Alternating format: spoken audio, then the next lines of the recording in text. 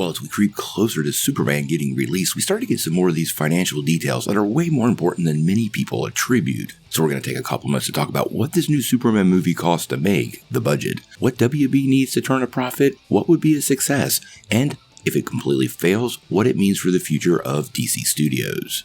Well, as we've been talking about for months, in just a few weeks, Superman finally arrives in theaters, and its success, or potential failure, will absolutely dictate the future of this new DC universe. Now, to be fair, whatever happens, Peacemaker Season 2, Lanterns, and Supergirl Woman of Tomorrow are definitely coming our way, but anything beyond that is definitely uncertain, especially with the financial status Warner Bros. Is currently holding. But we'll get to that in a second. Now, earlier today, we got a new report from The Wrap, and they broke down a lot of these details. Now, first and foremost, the budget. We often talk about this quite often, and Superman does have a pretty big budget, but it's not as bloated as many DC films have been in the past. Now, The Wrap is reporting that the current Superman budget is $225 million, and that's quite a bit of money, but it does also give us some of the thresholds we need to understand what WB needs to see out of the film.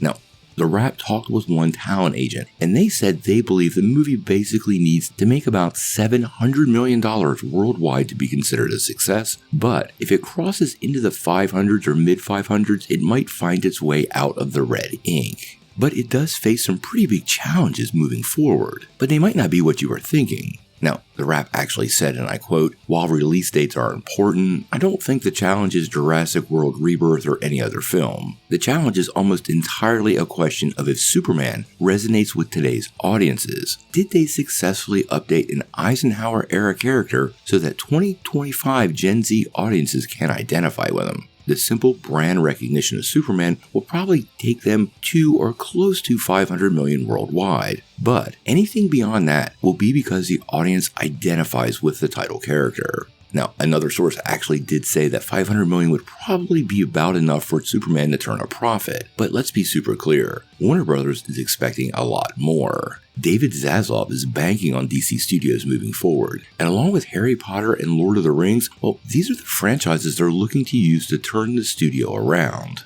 Quite honestly, if Superman underperforms, it does appear to me there could be big changes made to DC Studios' plans. I mean, just recently we saw changes with the cancellation of Sergeant Rock, which felt like to me that they were kind of holding out to see how this movie goes down, which is something we talked about when we went through that story. Which is something that was resonated by The Wrap, because they cited one DC insider who said, outside of anything Batman related, DC will most likely wait to react to how Superman performs before deciding on which superhero library to tackle next. Greenlighting Supergirl may seem risky, but it extends the new universe they are trying to establish and shows commitment to the larger brand.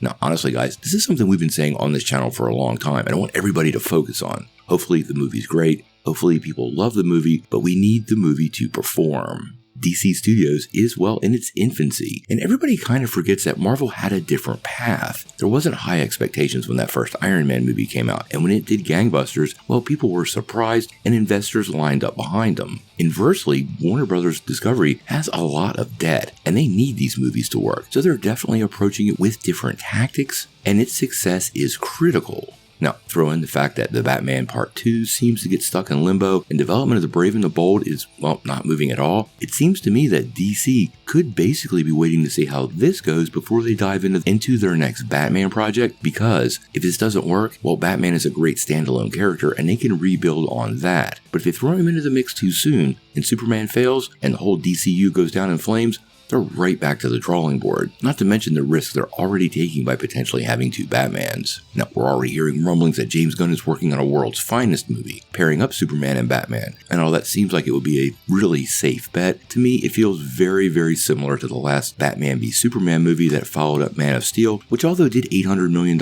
everybody seems to forget was a really expensive project and wasn't that profitable, and profit is what WBD wants right now. Now, I don't think Warner Brothers Discovery is going to ditch Gunn and Safran if this movie doesn't do well. They're really out to sea with these guys. But as the 2027 slate starts to come together, I would watch this pretty closely, because if Superman does well, you're going to see that schedule fill up really fast. And if it doesn't, well, you're going to see some reassessing of what they're doing, and they're definitely going to take fewer risks. James Gunn kind of likes his C-listers like Booster Gold, Clayface, and Swamp Thing. These are definitely not household names, and they are more risky than your standard DC characters like Superman, Batman, and Wonder Woman. And a studio in massive debt might not be willing to take those risks. And when I say massive debt, I mean massive. That same report said that Warner Brothers Discovery is holding $37 billion in debt from the 2022 merger. That's not peanuts, it's drawing interest, and they definitely need to find their way out of that, and it's not going to be an easy path. Now, obviously, we're following Superman pretty closely, and I am optimistic this movie is going to do well, but making any guesses, I actually suspect Superman is going to come in at about $850 million.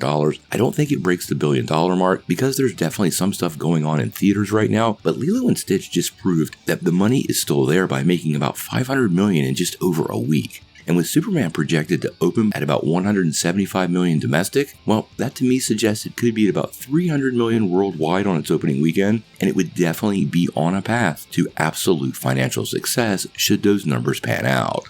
How that works out, we're going to have to wait and see. Before we take off, make sure you hit that like and subscribe button and ring the bell for all the updates. We do daily Marvel and DC news, and we want to bring you all the news truthfully and transparently so you're really in the know.